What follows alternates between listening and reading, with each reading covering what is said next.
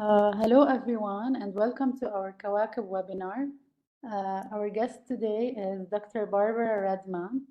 Dr. Barbara is an associate at New York University, Division of Medical Ethics, and complementary professor at NYU School of Nursing. She is also a senior fellow at GE2P2 Global Foundation. Dr. Redman specializes in research ethics.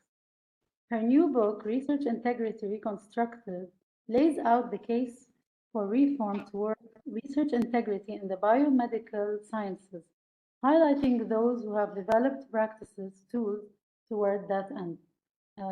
Thank you, Dr. Barbara. I will share the screen now.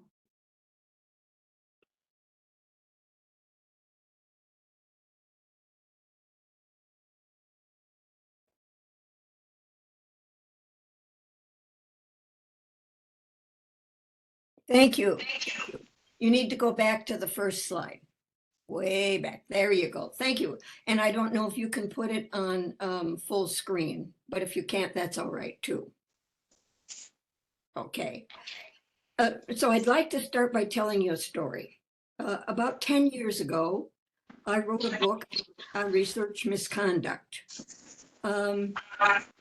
It was not widely bought or used, but it stayed in the literature. And about 2 years ago, I was contacted by an investigator at the London University of London Medical School of Tropical Medicine, who was doing reviews for the Cochrane Group.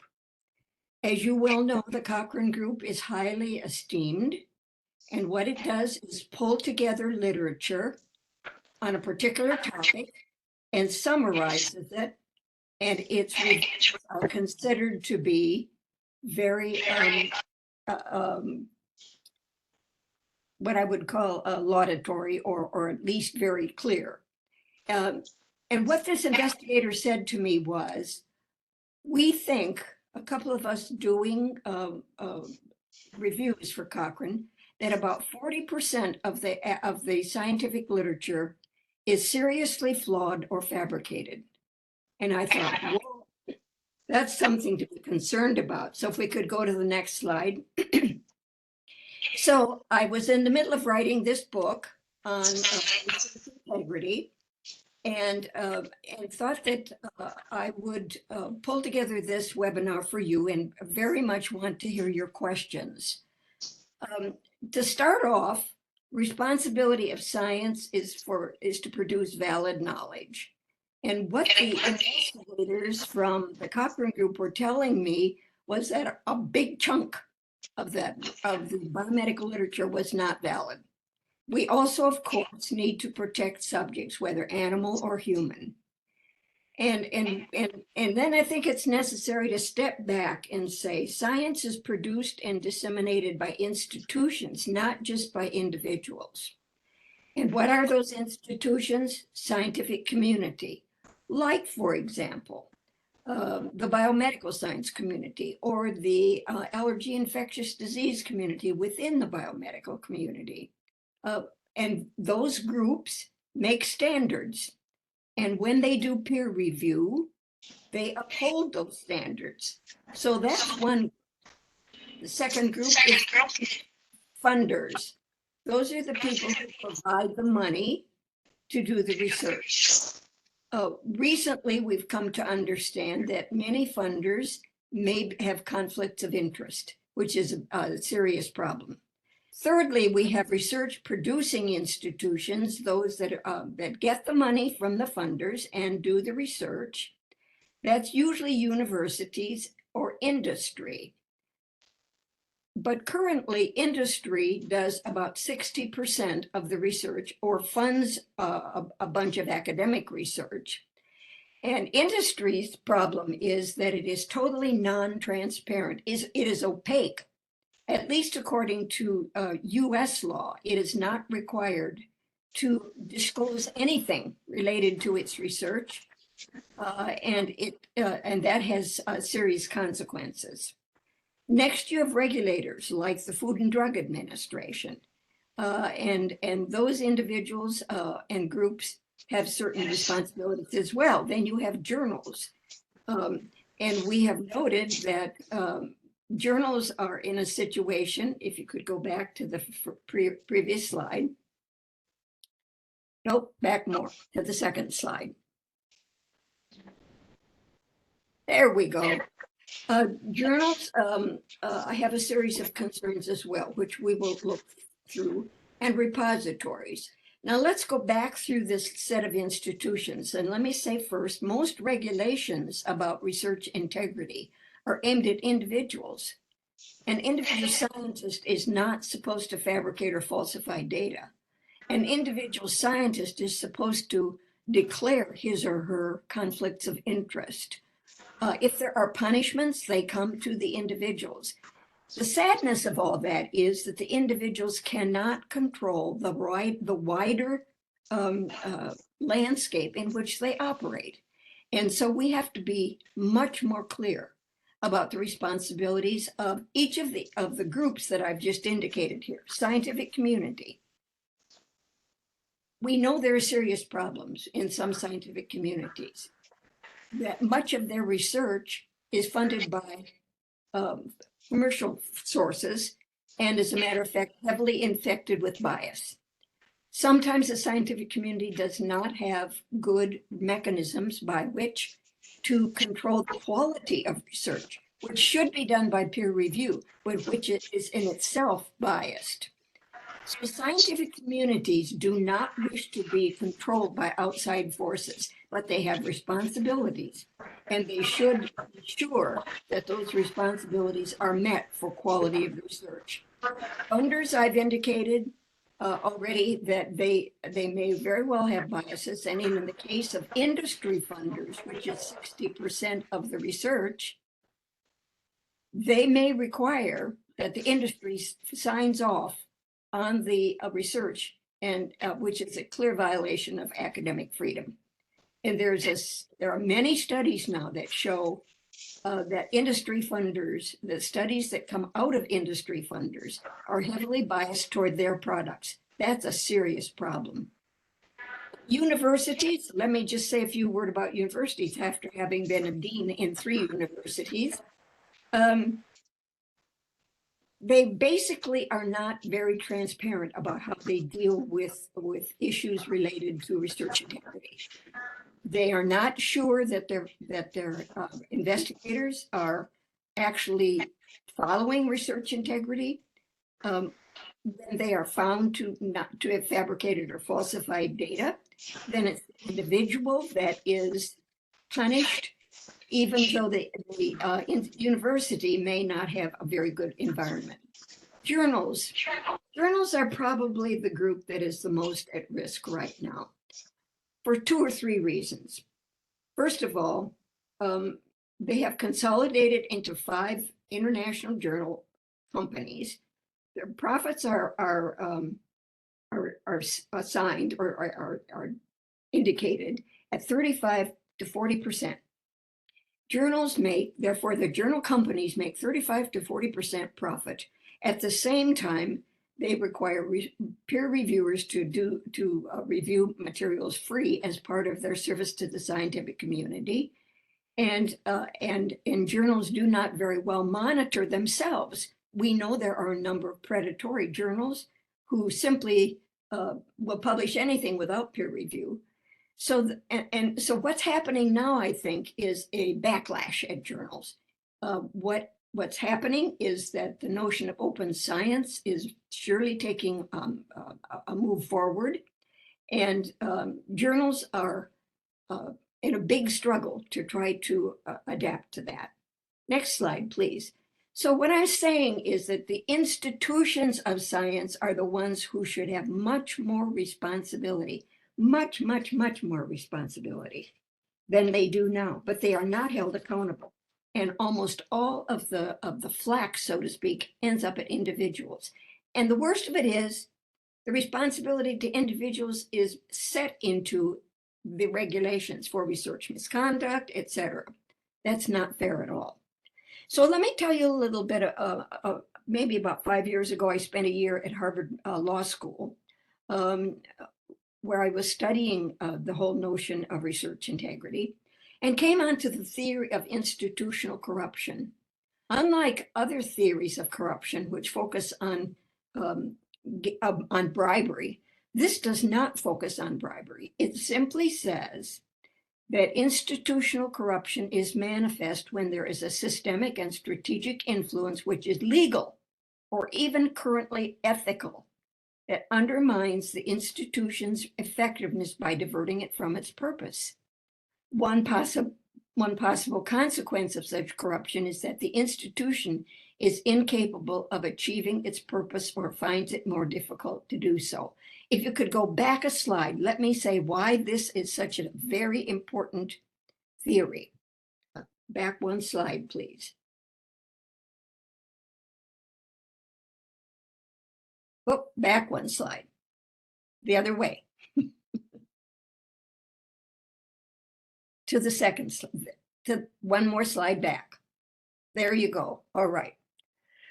So what I've just told you about all these institutions of science shows that they are not supporting science in doing what it's supposed to do, which is production and dissemination of valid knowledge. For each one of these institutions, I have indicated how they are currently diverging from valid knowledge, production and dissemination of valid knowledge, and yet nobody does anything. Okay, go back to the next slide, please. One more slide forward. So we're in a situation where most of the institutions that produce or disseminate knowledge, biomedical knowledge, are not meeting the responsibility of doing so that science is acceptable for its purposes. That is a serious problem. So I decided to write a book, which is not a systematic review, and it has limitations. Rather, it's a narrative critical review, highlighting practices and policies supporting research integrity. And it's very critical, but it also indicates that there are some bright lights that are moving forward to move us toward a higher standard of research integrity. The other limitation of my book is that it's largely US-based in its examples. Next slide, please. So let's focus for a minute, and I want to leave a great deal of time for your questions and concerns and your responses to say you are all wrong, but here are critical issues to be resolved. First of all policies related to research integrity ought to be harmonized, and they are not now. There are a number of them that cause serious problems. Let's stop for a minute and talk about authorship. Authorship has high credibility within the academic community. It's the way you get chips, you might call it, or credit for what you do. Yet there are no standards for how to allocate authorship. Yet authorship is what's going to get you promoted or hired or get you a grant or whatever else. Yet there is no standard. There are some emerging standards, but they are not harmonized. And the lack of that harmonization for authorship makes members of the scientific community very angry. Secondly, we have problematic trials. I indicated in my first conversation with you that the reviewers at Cochrane, who had worked on their areas of influence, found 40% of the trials that they were supposed to be including in their reviews to be problematic. So I'm now working with a group at the University of Manchester in the UK to be able to identify those trials that have problematic indications. That might be that their statistics are non-random, maybe a whole bunch of other things, but as a matter of fact, if 40%, and we don't know that for sure, of the literature is problematic, that means that we are doing ethically a very, very bad job. So we have to be able to identify them. The one that I think is probably the most open to work is uncontrolled conflict of interest. Conflict of interest inserts a bias, and it can occur through funders. It can occur through individuals who do the research. It can occur through governments who want a particular kind of research. For the most part, it's everywhere. It's absolutely everywhere. It's the elephant in the room because it is the bias that can make a bunch of the literature unreliable. So what do we do about uncontrolled conflicts of interest? We say, well, you ought to disclose your conflict of interest. Well, first of all, you have to know that you have one. And secondly, disclosing it doesn't do any good, because someone who reads your article that says I was funded by XYZ is going to say, well, then how did that affect what I'm reading? We don't know that at all. And uncontrolled conflicts of interest are everywhere. Here's the bad problem. Nobody wants to control them because they're structural. They're built into the set of relationships that are part of producing and disseminating research. I've already spoken a bit about responsibility for scientific standards. We know that those have, because science is very, very concerned that somebody tries to tell them what to do, and academic freedom is very important, and there's good reason for that, because science has been under the control of people that shouldn't be under control of. But not all disciplines pay much attention to scientific standards. And in certain fields like nutrition, almost all of the research is funded by industry, and it has predictable outcomes, which is that it supports industry products, or it creates a lack of confidence in scientific research, saying, well, then we've got to do more research. Or even worse, it says, well, the individuals are the ones with the problems. They ought to cut down on their fats, etc. Or in the case of climate change, individuals ought to watch their carbon footprint. Well, come on, give me a break. As a matter of fact, it's industry that has most of the power in that regard. And saying it's individuals that ought to take responsibility is not okay. Now, making that worse is the science metrics by which everybody is judged for promotion or hiring or getting a grant, says that the more publications you have, the better you are. No, not paying any attention at all to the quality of the science. So do you see how individuals, particularly young researchers, get very disillusioned by all this? Regulatory policies are not evidence-based. If, for example, 40% of the literature is damaged, that means that IRBs cannot, or RECs, or whatever you call them in your country, cannot adequately indicate or calculate a risk-benefit ratio, because a big chunk of the literature is false. So that's a serious problem. Research misconduct, let's talk about that for a minute. Research misconduct requires that there's a whistleblower. Somebody sees you fabricating or falsifying data, or plagiarizing. Plagiarizing is much easier to find because you can actually compare text. But fabrication and falsification of data can occur at any time during the research process. And so what does it take? True to the scientific community's protecting itself, it says, well, there ought to be somebody within the scientific community who will notice this and blow the whistle. And what do? You blow the whistle to your institution, and your research integrity officer then needs to do something about it. Now, what's the problem with this? The problem is that whistleblowers get clobbered. They get fired, they get harassed, they get everything else. So the entire system is leaky when it has to do with finding falsification or fabrication. Who would do that in their right mind, right?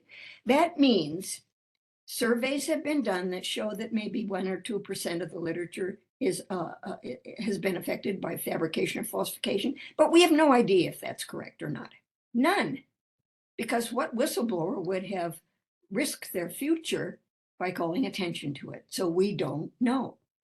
Now let's talk about the responsible conduct of research training. In the US, it is required for those who get NIH funds. But what does it do? Many times people just get online and they take a course. The city course is what it is in the US. But then they migrate, and here's the bottom line. It's usually beginning researchers and students who are required to take RCI. But then they migrate into the lab where you really practice science, and they have a rotten mentor or a very good mentor, or they see bad things done, or they see good things done. And it is in the practice of science that they really learn responsible conduct of research. We've already talked about the metrics in science. And I would say to you that coming online, especially through Stanford University, is the study of science, meta-science. It's often empirical, but without normative implications elucidated. So let's go to the next slide. Okay, we've already uncovered a number of very serious problems. Misassumptions in the current science ethics or research integrity system. Let's stop and think about this. Entire research ethics systems, including responsible conduct of research, depends on the assumption that the science is valid, and we already know that it isn't. The problem is we don't know how much of it isn't, or in what particular specialties it isn't, and in what particular specialties it is. It could be valid because that scientific community has paid very close attention to scientific standards. Its peer-reviewed practices are excellent, and it makes its own correction, which is what science wants. It wants to be able to make its own correction. Let's stop for a minute and think, who else could correct them? Because they don't have the background knowledge, right?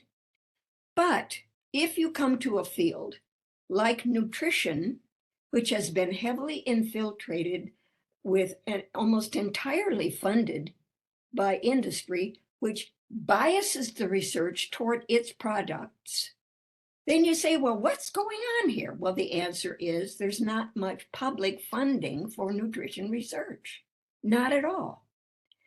But all of our research ethics systems, our IRBs, our research misconduct, responsible conduct of research, they depend on the assumption that the science is valid, RCR. It assumes that once you take the city course and you know what it's supposed to be like, and you go into the lab to do your science, that it will be done in a valid way. Maybe, maybe not.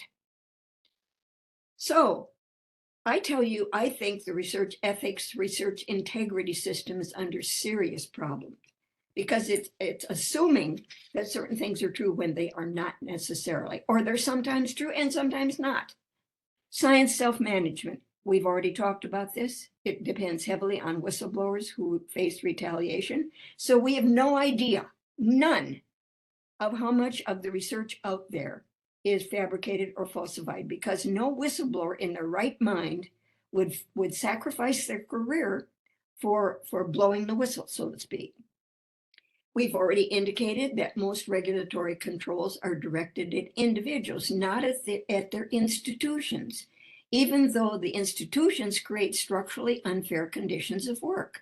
What are those structurally unfair conditions of work? Well, I've already indicated some. The lab that a new student gets assigned to may or may not be producing valid science.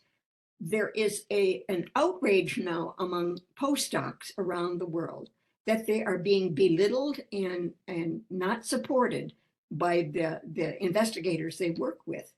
So there's already a fair amount of evidence that in conditions in which scientific work is done, there are serious problems that undergird, that make the practice of science according to research integrity unlikely. So it seems to me then the whole system has to be upgraded, and it has to be upgraded to research integrity, which is valid science within protection of human subjects and animal subjects. There are a number of questions to be asked and answered. One is, every field has some research misconduct, but how much is to be tolerated? No, any kind of sieve that tries to look at and identify problematic trials in which there's fabrication and falsification will not find all of them. But when there are a huge chunk of them, we had better control them, because our entire ethics system is under assault. It's not tolerable. Then there are such things as questionable research practices. They are not regulated at all, at all. They are such things as throwing out outliers. They are such things with no indication of why.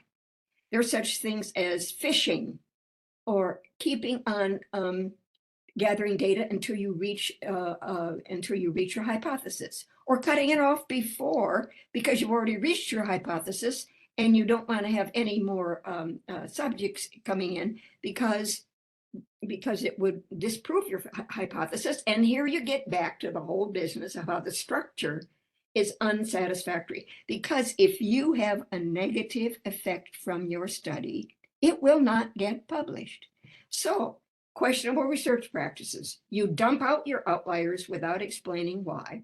You keep on gathering data beyond the number that you're supposed to have gathered that was in your protocol, because you might get to statistical significance, which means that you would get your article published, or alternatively, you cut it off early before you reach your N, because that means that you also would get your article published. Does this all make sense to you? It's outrageous. And in addition, I think the misassumption is that there is not disseminated responsibility. We think individuals can control this and will. The individuals are vulnerable. They're just as vulnerable as some of the research subjects that we work with, because we do not hold the system responsible. Now, if you could go back to the second slide, please. Back to the second slide. There you go. Responsibility of science. Thank you. It's produced and disseminated by institutions, the scientific community. We've talked about the problems there. They may or may not be regulating through peer review the quality of their science. Funders, they may be funding things that they can control, and certainly in the area of industry, that has been heavily documented. Not all industries do this, but enough of them have, and they control significant amount of the research. In the US, it's 60% of the research is either industry done or funded through academic groups. And of course, what they fund then, of course, it goes through a regulatory process, which means in the United States, at any rate, it does not have to be disclosed by the Food and Drug Administration which studies were done by the company and which ones have been included in the decision to approve the drug or not.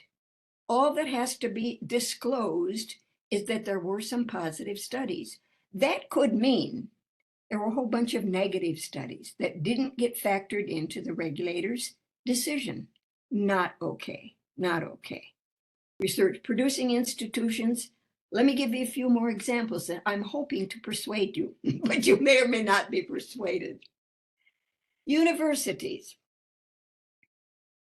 When there's an allegation of research misconduct, a committee is established within, first of all, it goes to a research integrity officer. And that person looks at the evidence, because the person who brings the allegation says, well, I saw X, Y, and Z, but I'm not sure if that's fabrication or falsification. I'm not sure. So the research integrity officer helps them work through that and says, well, it looks like research misconduct. What documentation do you have? And the person who brings it may or may not have the documentation. Then the university is supposed to establish an internal committee of the peers of the person who's being accused. And then the documentation is supposed to be undergone by that, examined by that committee. And they're then supposed to say back to the research integrity officer, we believe there is or there isn't evidence sufficient. And it's a preponderance of evidence. It's not total evidence, a preponderance that research misconduct occurred. Then the institution has a decision whether to accept that, and it has to report it to the Office of Research Integrity, which is a federal regulator. Now, what are the holes in this whole thing? What are the holes? First of all, the university has a serious conflict of interest, Its own internal committee decides whether one of their peers has committed research misconduct. That should be entirely outside the university, entirely.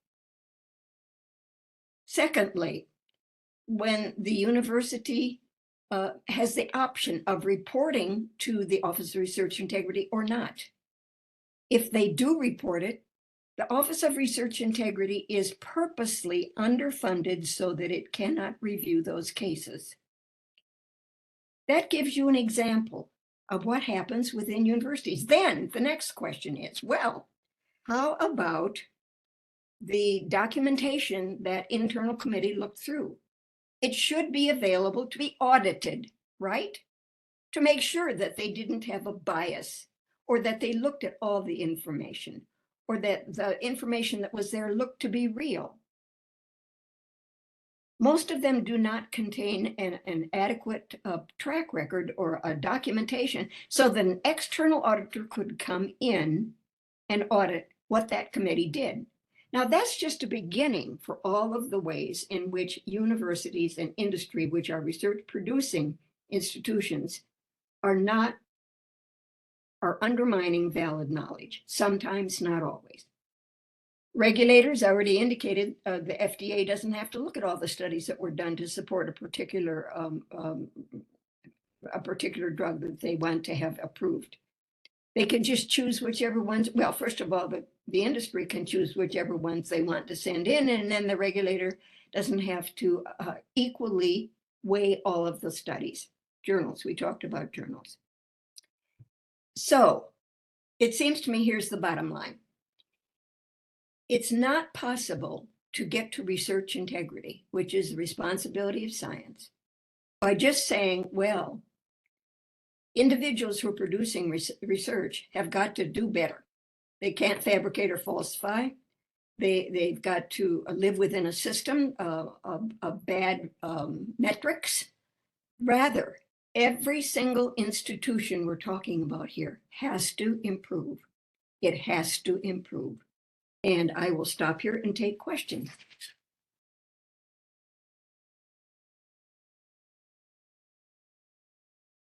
No questions? Thank you, Dr. Barbara. Do we have any questions? I saw some coming through the chat, but I was unable to catch them while I was talking. Let me check the chat.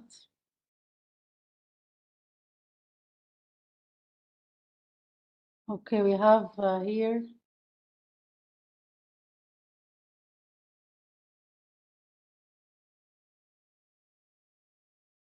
From Amr Shabata.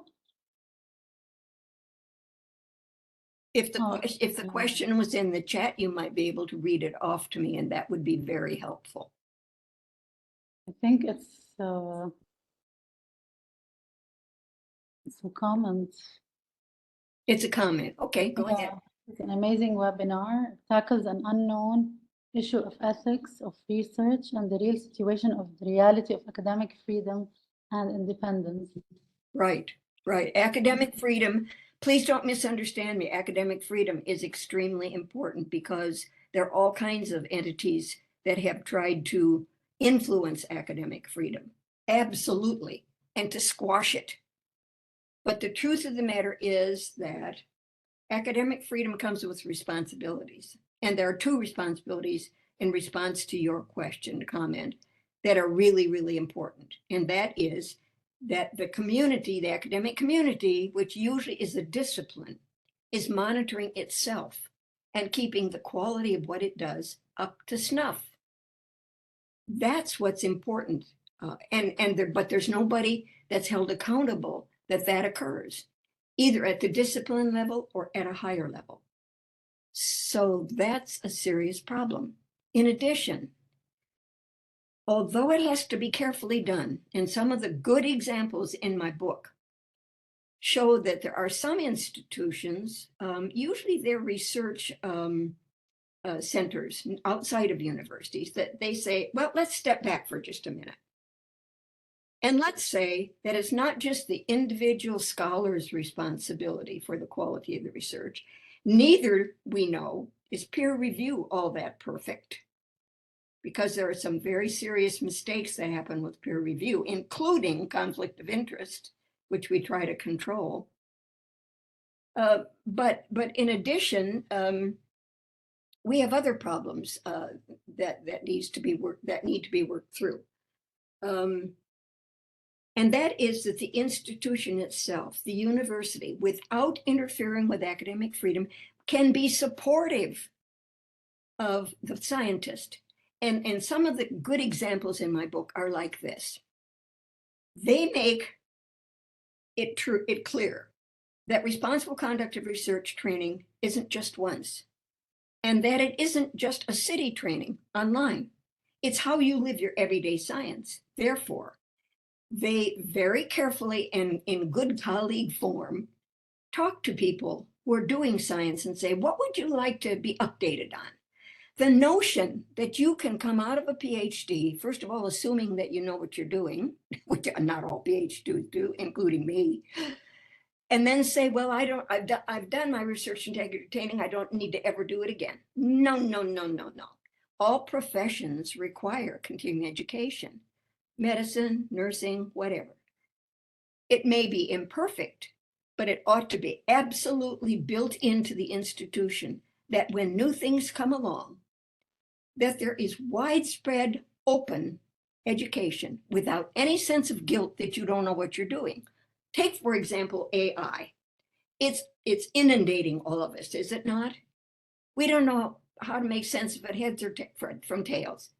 But what really good research institutes are doing is saying, well, let's just have regular meetings of everybody, and all scientists have to attend. They have to. But nobody is blamed. Nobody's practices are looked at. It's assumed that the community of researchers within that institution will then understand that the criteria for good research have to be elevated. There are new things on the horizon, and they help each other do it. That's one example. We don't know how frequently that occurs, but it's a perfect example of how you can build integrity into a research environment. There are many other examples. Let me give you one more. I already indicated that postdocs around the world, and particularly those, and here again, I apologize, I'm US based. I don't know the situation elsewhere. Those who may have received their PhDs from elsewhere and come into the United States and may not know what the values are or what the regulations are in the US. And they're not helped to learn them.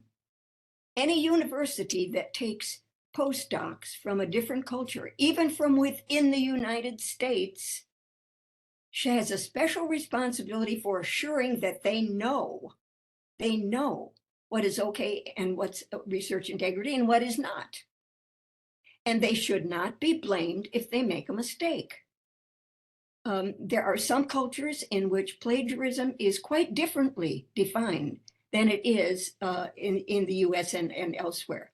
So someone might just take a big chunk of somebody else's work and think that was a compliment. Well, in the US, that would get you in big trouble if it's discovered. So everybody needs to know what the ground rules are, and there should not be blame. Then when the postdoc or the doctoral student gets into somebody's lab, he or she may have a rotten I mean, rotten mentor or a superb mentor. Now, what does a superb mentor do? It gets the postdocs all together and they help each other and the doctoral students. Research shows that postdocs help doctoral students more than the investigator does. So they learn from each other. They learn that if somebody in that group, say there are 5 or 6 of them, notices something awry, it's okay to say, let's take a look at that again. There's not all of a sudden an allegation, well, you fabricated those data. No, it is that this looks amiss. Can we look at it together? And these sessions occur regularly, like twice a week or something. And there is not hierarchy between the person who runs the lab and gets the money in from the NIH or wherever else, and everybody else who produces the data. Those situations, we don't know how frequently they occur, but when they do occur, people learn research integrity and they are not shamed, and the system works. I think that was a long answer to a short question. Sorry about that. We have several questions. How do we protect whistleblowers? How do we protect whistleblowers? Well, the answer is you get a system that doesn't depend on them. because in all cultures I know about, whistleblowers will get clobbered, and it doesn't matter whether it's science or it's politics or it's whatever. All whistleblowers get clobbered because they're seen as trying to undo the system. So the short answer to your question is we have tried to put policies in place that will protect whistleblowers. They're modestly effective, if at all. Absolutely, they're modestly. For example, if somebody sees something, say a doctoral student in a lab sees something they think their principal investigator might have sent into the NIH a proposal in which the findings of prior research are not accurate. Assume that doctoral student, and in one case at the University of Wisconsin, it was 5 doctoral students who saw that and said, oh. But that principal investigator was their doctoral dissertation advisor. And they knew that if they were all clear that the stuff was fabricated, they were clear about that. They were scared to go to the institutional committee. Because if that investigator, who was their doctoral advisor, was found to have committed research misconduct, she would be out. And what would happen to their doctoral degrees? And the answer was the University of Wisconsin did not protect those doctoral students. Some of the 5 were placed with a different investigator who took them in, but they might have to change their research question. Bad. Not at all okay. Some of them left science because they couldn't find another supervisor. That is intolerable. That is dreadful. So your question about how do you protect whistleblowers, there are just too many indications that they don't get protected. They're not protected. If there is an indication of somebody reporting research misconduct, outside of those 5 doctoral students who were especially vulnerable. It put their careers at risk. Then eventually the institution, and here's the bottom line problem. Whistleblowers are complaining within the institution, but the institution doesn't want any bad publicity to get out. So they have an incentive to quash whistleblowers, right? And the empirical research shows that whistleblowers get fired, or they get nobody will pay any attention to them again. Actually, about 12 years ago, I did a study that was published in Science, at which I took a look with John Merz at the University of Pennsylvania. We took a look at people who had actually been convicted of research misconduct and what happened to their scientific careers. And the answer is, maybe 40% of them could sustain a scientific career. The rest of them, gone.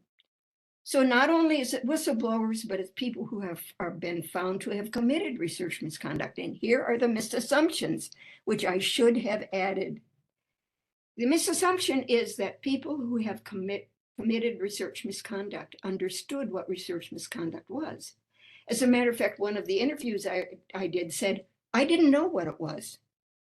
That is a person who committed research misconduct. He said, I didn't know that what I did would be considered to be fabrication or falsification. Another misassumption, that that person couldn't be rehabilitated. Another misassumption, you never see anything that says the person who was accused, what their perceptions were. Never. So I think the system is so broken with regard to whistleblowers that the best thing to do is to create a system where you don't need them. But if we go back to the last slide, and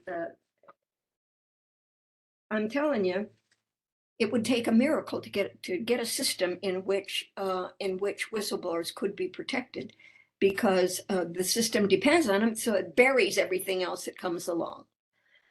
You can try to protect them more. One other way to do it is whistleblowers do not usually have access to legal counsel when they are retaliated against, but you could make sure they did. You could be sure to be sure that they were anonymous and the anonymization was retained. You could make it illegal for a university in which the whistleblower worked to dismiss them, even for cause, bad work, because there's too much of an indication they might be dismissed because they have uncovered unsavory truths about the institution, and the institution doesn't want that to get out. That was, again, a long answer to a short question. But the bottom line is, I think it's almost impossible to protect them in the current system, which does not meet research integrity standards. You can try.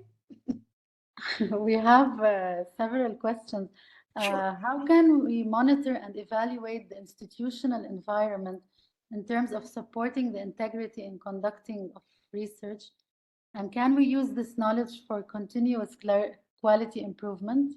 Yeah, right. And in the book, I can't remember what page it is.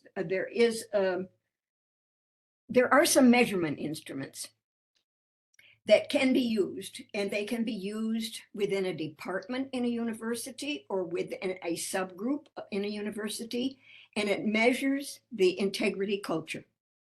It measures, I wish I could find it here. I probably can't, but there are measurement instruments. And interestingly enough, the Veterans Administration in the United States has a number of research facilities, and they use that tool. What it does is it measures anonymously and in the aggregate people's sense of whether they could bring a concern up. How supportive is the culture in my research group that would allow me to ask a question about research integrity? Say, this might not be okay. So there are groups, instruments. There are instruments that will help you do that, and they are being widely used. Someone is asking, how can they order your book from Egypt? The answer is, it's published by Springer Nature. It can be ordered that way. And David, I don't know, I see David Curry's on. It's also available on Amazon, I think. And David, I don't know if you've looked into it, but it's Springer Nature. Oh, okay. And we have a question. What are some solutions to, this question is covered, sorry. Mr. David Curry has a question also, if you can unmute yourself. Go ahead. Thank you, Barbara. I've been listening carefully, and it's wonderful to hear you speak about your work, even though we speak quite often. I had to take a 5-minute call, so I hope you haven't mentioned this, but I thought it might be interesting for the listeners to appreciate that in parallel with your book, Kyomes the I guess you'd call it the Global Medical Society Normative Standards Group has had an active public consultation call for a draft report called Good Governance Practice in Research Institutions. And the only reason I'm bringing it up is that it's an example of a public policy development activity that I think is trying, although I'm not sure how successful it is or will be, to recognize and address some of the processes, structures, normative guidelines, et cetera, that would hopefully be responsive to some of the important observations that Barbara makes in her book. I'm not so sure I'm confident that this Kayum's final document won't be out for a while, but I think it's a huge area and it's almost impossible to address in a single guidance document. But I just thought, Barbara, you might want to note this because I know you've taken a close look at this guidance and found that it needs a lot of help, maybe would be the kind way to say it. Yes, and I think David draws attention to a very good thing. There are international institutions like Kayum's. You know, can I remember what Kayum stands for? Lead. I can't. It's CIOMS is what. Yeah. And they're trying to put together standards that will go across the world that will try to reach research integrity. So not only do you have institutions and all the players we talked about, regulators within country, regulators are usually within country, institutions within country, et cetera. So although increasingly there is international research and you cross institutions and countries, et cetera. So all of those groups really have to focus on, including Kayum's, which is an international place to get regulations that would be more supportive of research integrity. So you might just say, and I know our time is just about up, you might say, well, have I been pretty negative? I think the answer is it's time to be negative. Am I optimistic that this can occur? I think there are in my book and another cluster of examples that I'm collecting now for future work. There are indications that people are waking up to this and they're concerned. And it's particularly important for research ethics because, as a matter of fact, I've indicated that all of our structures, IRBs, research misconduct stuff, it all assumes that the literature is solid when it might not be. So do I think it's going to happen? I think it's going to happen really slowly and too slowly. And the reason it's going to be that's problematic is that it is creating a lot of trouble right now, a lot of trouble. And why is it slow? Too many people are benefiting from the way it is right now. Take journals as an example. They're making 35 to 40% profit. I mean, who makes 35% profit? Not me. So, and I'm sorry, Diana, you had your hand up. Please. I put the Kayum's document that I referenced in the chat with a link if anybody's interested. Thank you. Bye-bye. Thank you so much. And Diana, I want to take your question. Hi, thank you so much. This has been a very rich talk. Now, I'm wondering, excuse my naivete if it may be, but would it be perhaps possible to incentivize institutions to make or to proceed with such systemic changes that you see are required by, I don't know, maybe creating like an accreditation system, perhaps, like, you know how prestigious universities, they take pride in being accredited. There are different kinds of accreditations and accrediting bodies. Yes. Perhaps would this be maybe a way to do it?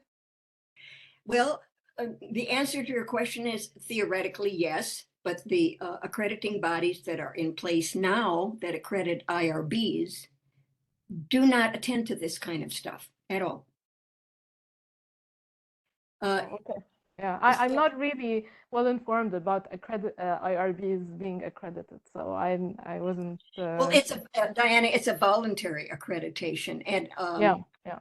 and it is not just in the United States. That group also accredits across the world, but they harbor the same misconceptions that that all of us do that I listed. They don't really ask, how are you assuring that the research you are producing is high standards and that there is not an institutional conflict of interest? The long answer to your question would be to take certain things that were relegated to institutions and put an independent body outside the institution. By that, I mean, if there is a research misconduct allegation, it should not be looked at by the very institution that has its conflict of interest, right? It should be looked at by an independent body that is not affiliated with that institution. Now, you could say that has happened or is beginning to happen in the US with the single IRB. NIH now says if you've got multiple sites for your research project, you should, instead of each one of those sites having to have an IRB approval, and they conflict with each other, those, say you have 5 sites, they'll conflict with each other, and you'll spend the rest of your life trying to resolve those conflicts.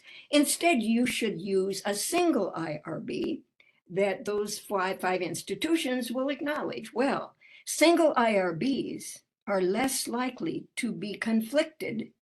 That's an example of a move toward greater research integrity. Did I make sense, Diana? Yes, definitely. So we're talking about national IRBs or Yeah. I don't know. In large countries, I think it'll be less than national because Yeah. national is too big. But yeah, I see your point. Right, Yeah. right. So the crux of it is you have to sever the relationship with the institution which has a conflict of interest. Okay, great. Thank you very much. Yeah, thank you. I'm sorry we've taken so much time, and I don't know if there are any other questions, but you can always email them. David, is it okay if I use GE2P2 email? Yeah, absolutely. Thank you. And I'd be glad to, if you think later or you think I'm crazy and you want to have an argument with me, that's fine too. Because it will inform the next piece of work I'm going to do in this area. We're not there yet. Thank you so much for your attention. Thank you so much, Dr. Barbara. That was really insightful, and we look forward for future webinars. Yes, absolutely. I would love to engage with you again. Thank you, and Thank thank you you very everyone much. for joining. Bye-bye for now then. Okay, Bye. see you soon. Bye.